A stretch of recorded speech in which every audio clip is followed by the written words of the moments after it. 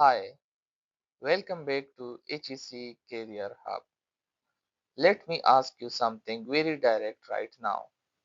Do you know what is the number one cause of construction fatalities? Let me tell you, it's not falling from height. It's not electrocution too. It is excavation and trench collapse. And here is the brutal truth about a trench collapse. It gives you absolutely zero warning.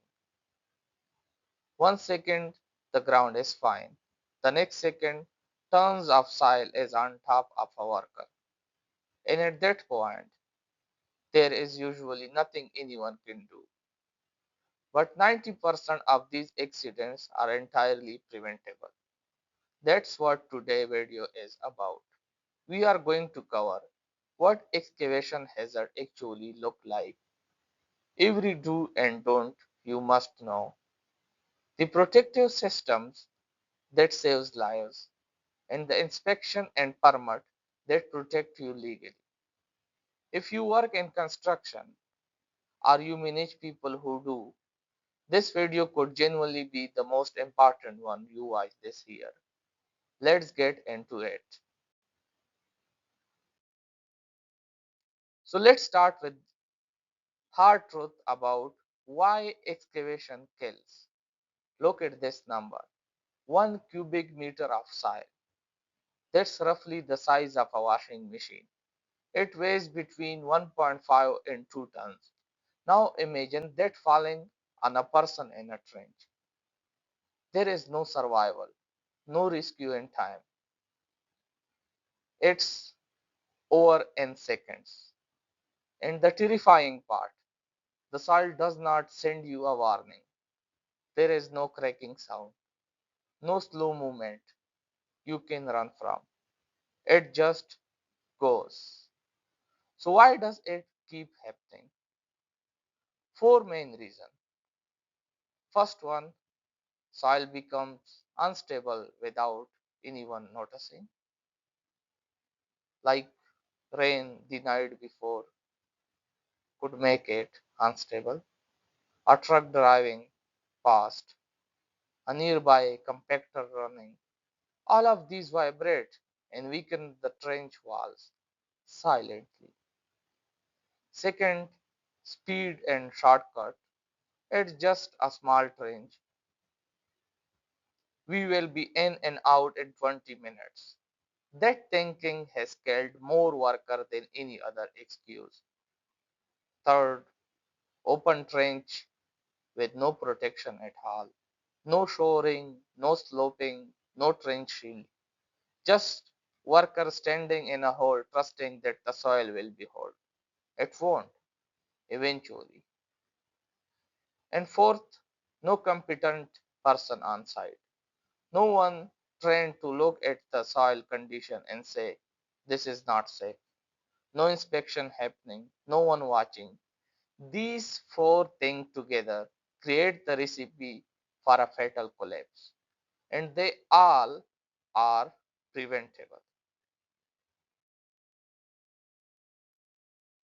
Before a single bucket of soil is moved, you need to know what type of soil you are dealing with, because different soil have completely different properties and characteristics.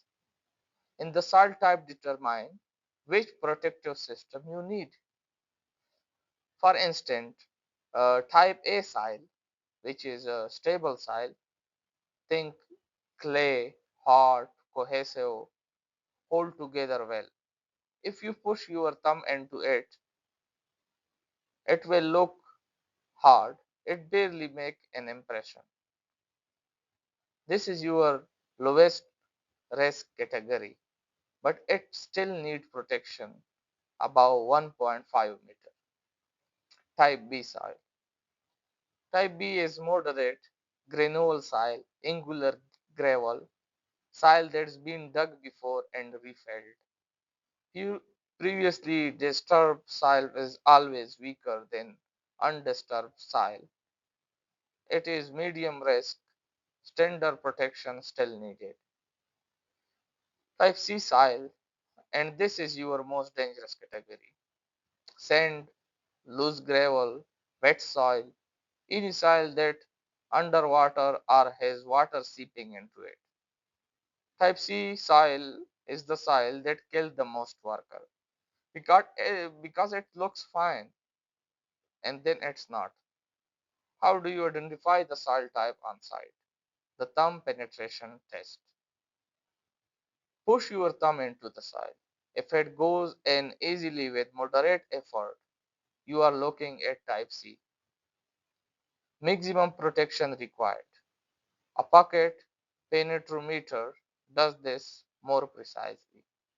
Also look for tension crack along the trench wall edges. Crack forming parallel to the trench, that's a wall getting ready to fail. Competent person duty. This assessment must be done before digging start and repeated every single day by a competent person.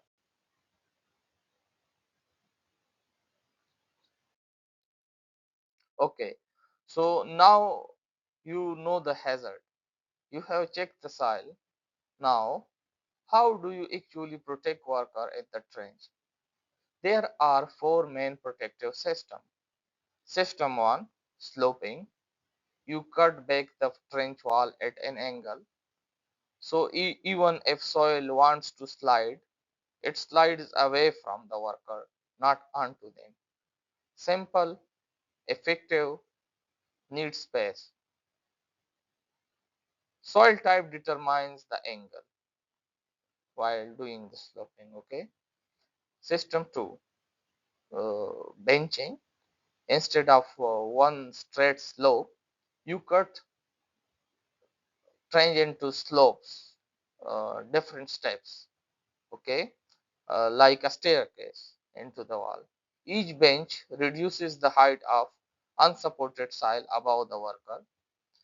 It is important because this does work not in type C soil, but in B soil too.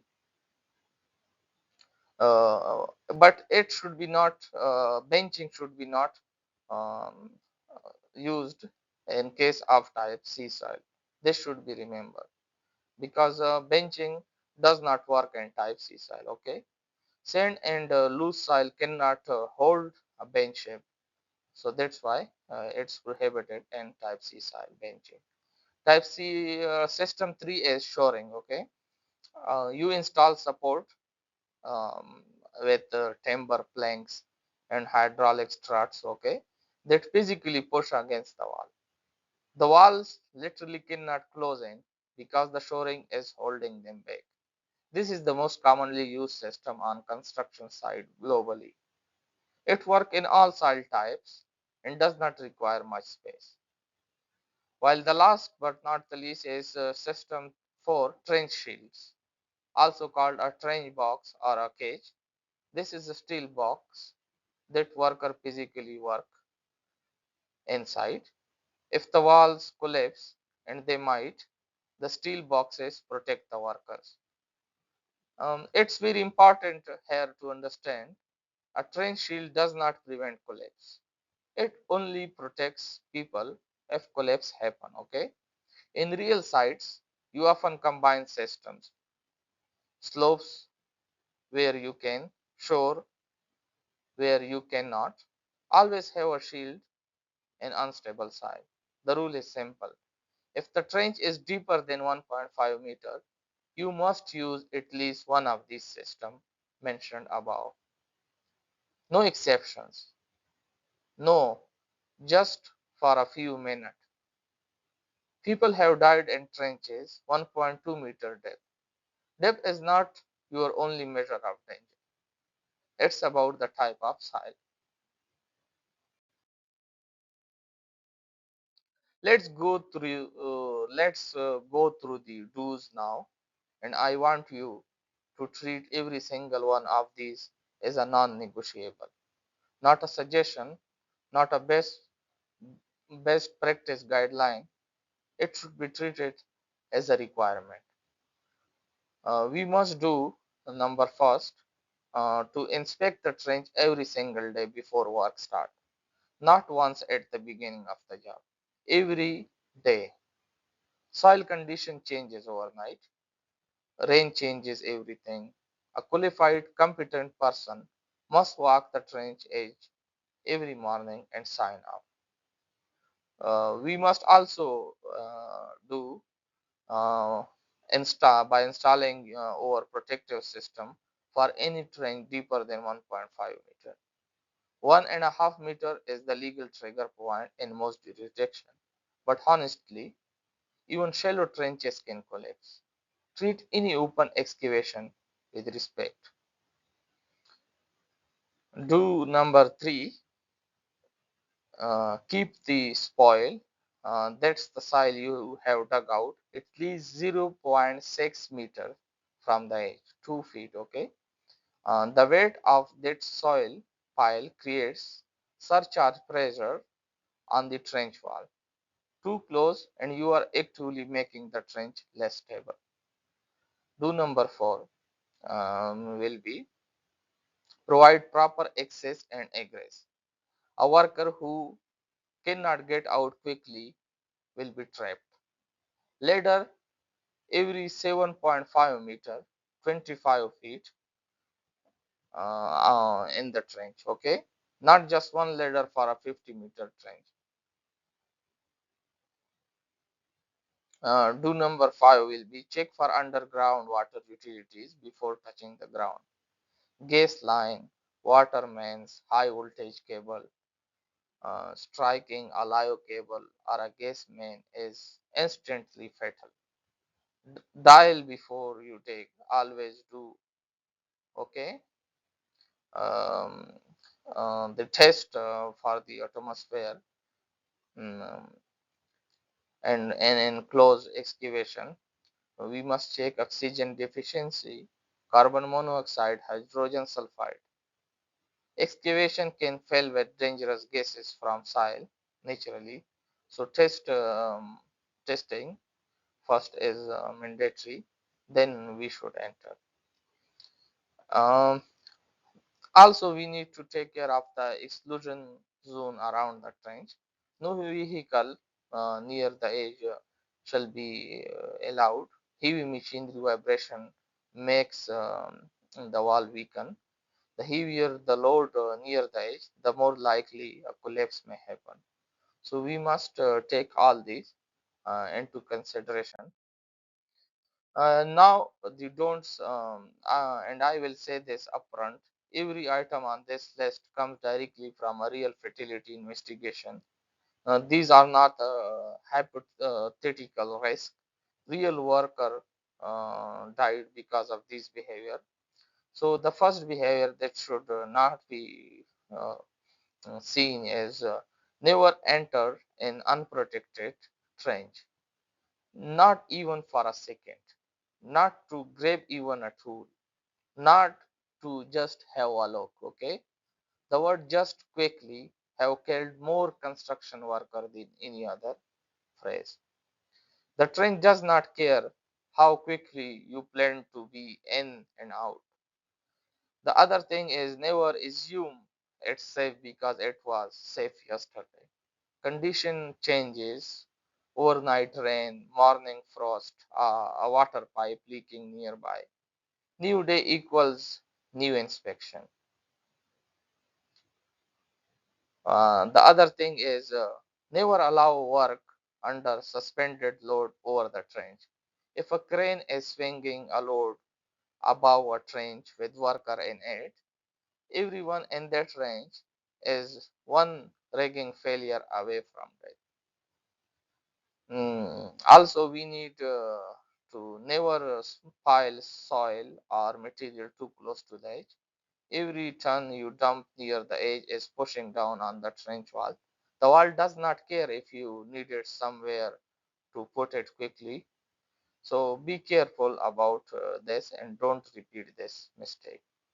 Also, we should never work in a train during or immediately after heavy rain.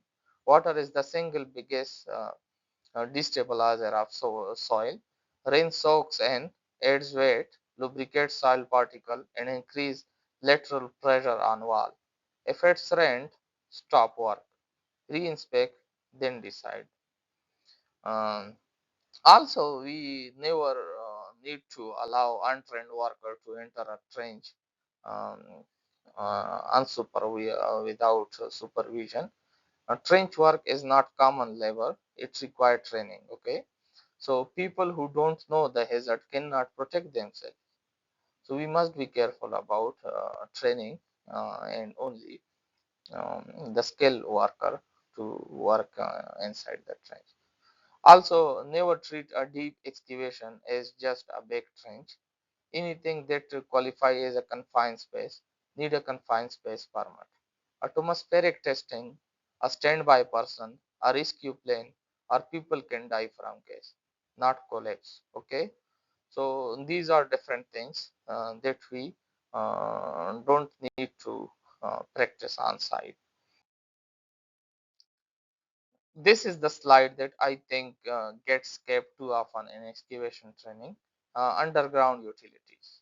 Before you even think about starting a digging or dig a trench, you must find out what is buried under that ground. Okay, and the answer could be any of these. High voltage electrical cable may be there.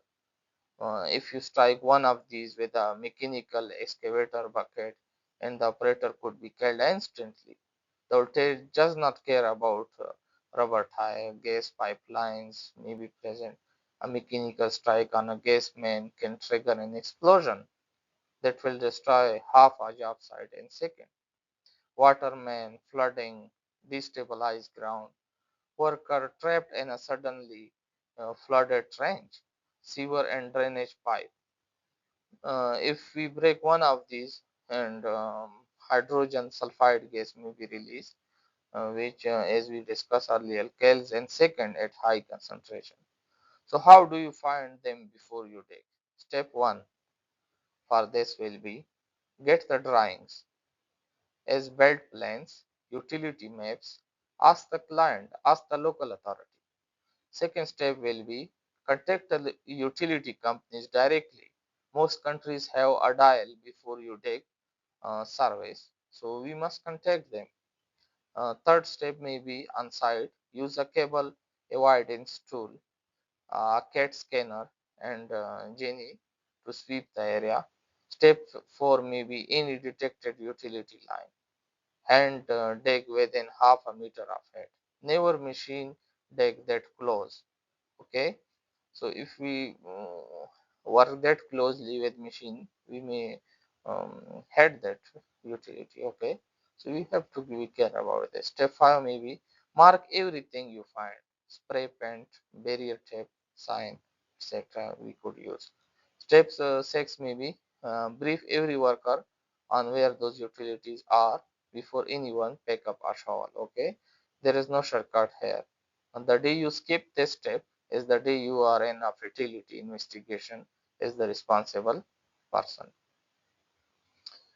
So now let's talk about the competent person. This is actually a legal requirement under OSHA in most international standard. Before any excavation work begins and every single working day, a competent person must inspect the trench and approve it as safe. Now, question arises as who is a competent person? Competent person is not just someone who has been on site for 20 years, not the foreman who has seen a lot. A competent person is someone who is formally trained in soil classification and testing, knows all four protective systems, sloping, benching, shoring, and trench field as we discussed, and when to use each. Competent person can is a person who can recognize the developing hazard like crack forming in the wall, water seeping in, soil moving, and most importantly is the actual authority to stop work. He can stop work if he is a competent person can stop work. That last point is very critical. The competent person must be empowered. If they say this trench is not safe today, work stops. Full stop. No other argument, no other reasons to start the work until countermeasures are taken. No pressure from project manager. No just 30-minute more work. Then we will finish. On the right side, you will see daily inspection checklist. This is what that competent person walks through every morning before a single worker enters. Soil condition, protective system, spoil pile distant, ladder condition, water, atmospheric testing, if it's a deep or enclosed excavation. If any single item on that checklist or other created is needed by a competent person, cannot be tagged as safe, nobody goes in the trench. Not until it's fixed.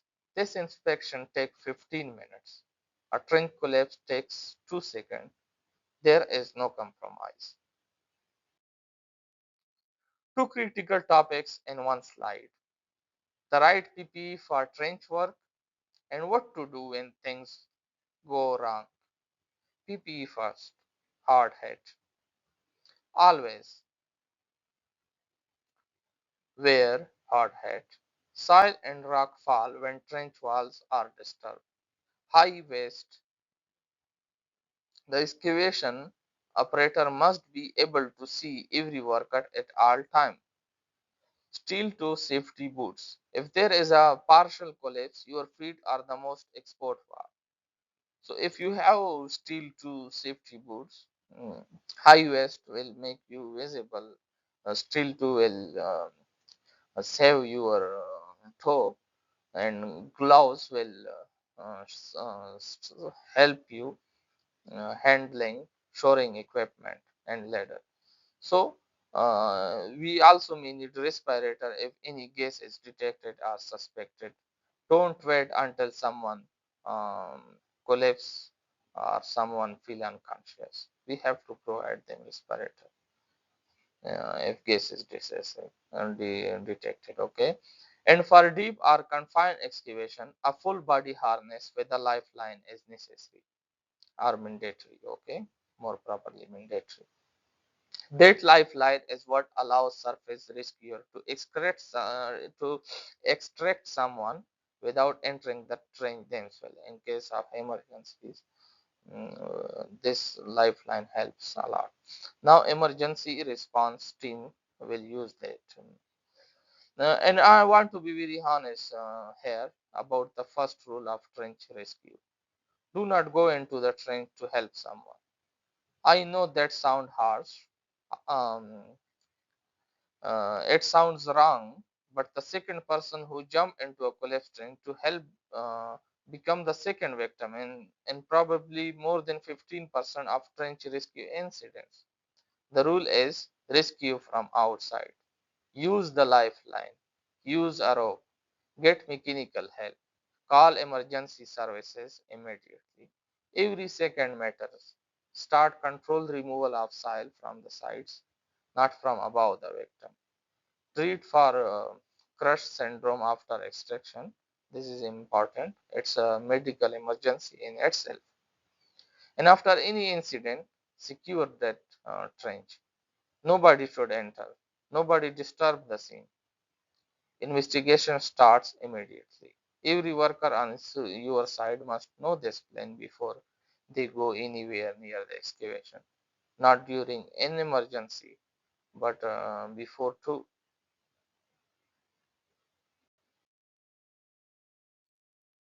Now let's talk about the legal side because this protects you as a HEC professional, not just the worker.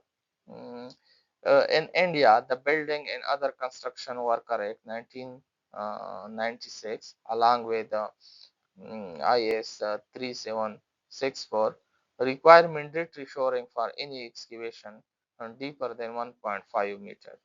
A classified competent person must be present and document soil assessment.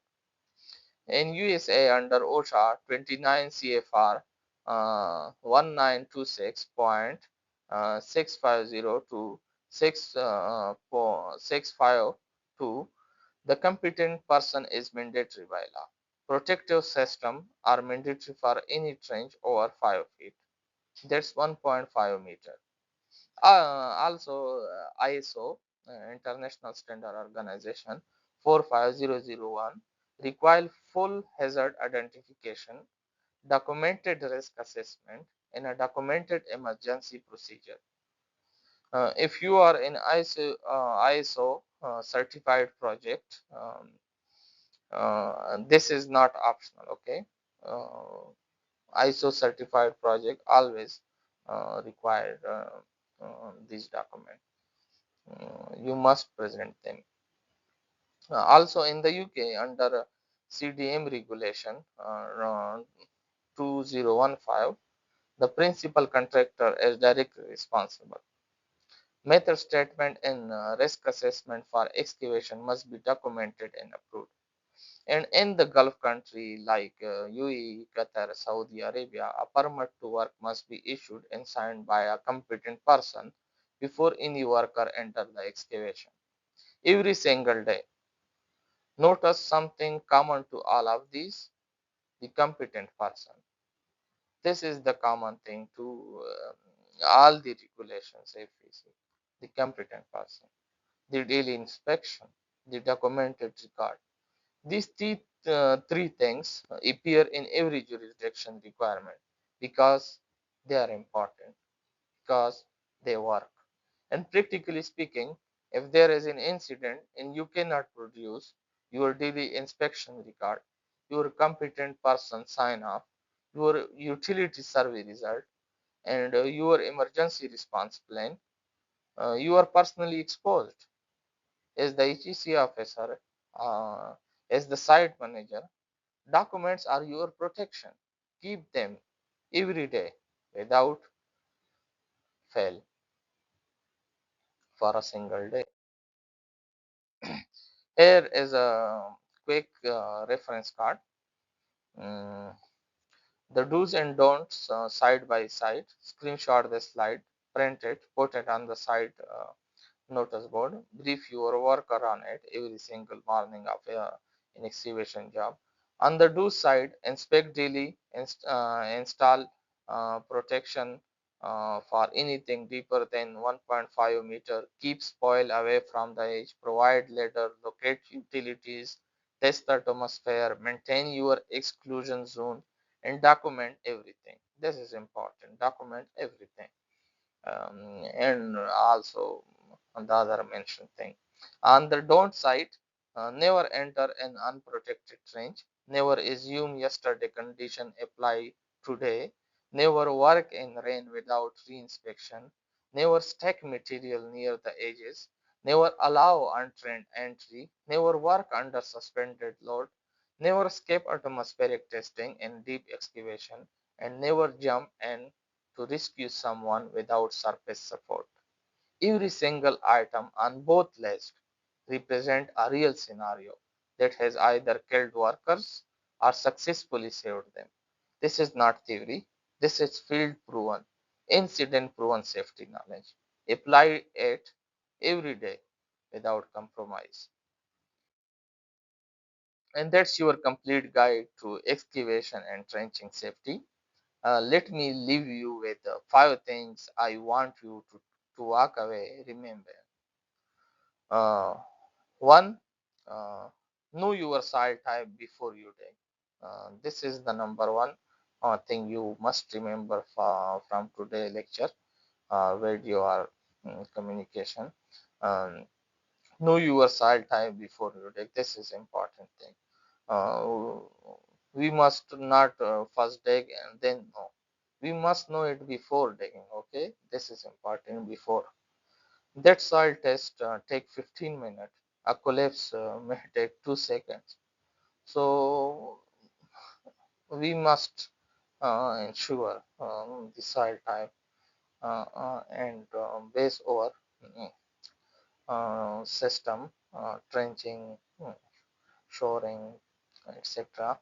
On the soil type. Okay, any trench Number two is a protective system. Any train deeper than 1.5 meter, sloping, benching, shoring, or train shield, pick the right one for your condition. Okay, we must install them.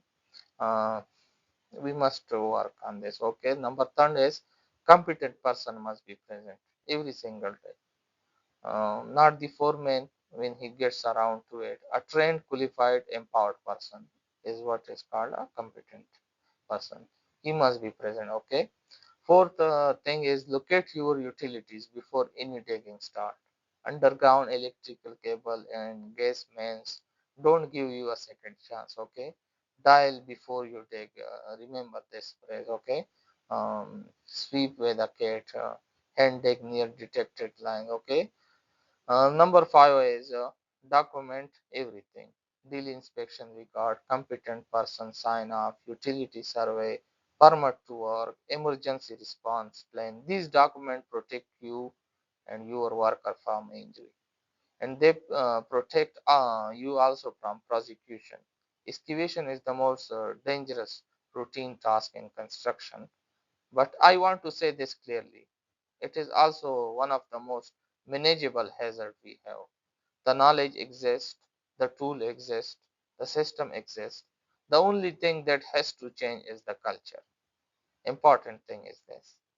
The just quickly culture should be changed. Okay. The we have always done it this way culture should be changed. You as an HEC professional, you are the person who changed that culture on your side. And today you have every tool you need to do it. If this video help you, please hit like. It genuinely helps this channel grow. Subscribe for more content, and we go deep into every topic just like this.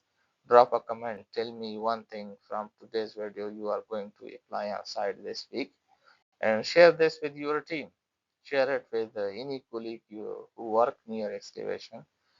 Thank you for being here. Stay safe, stay sharp. See you in the next one. Thank you.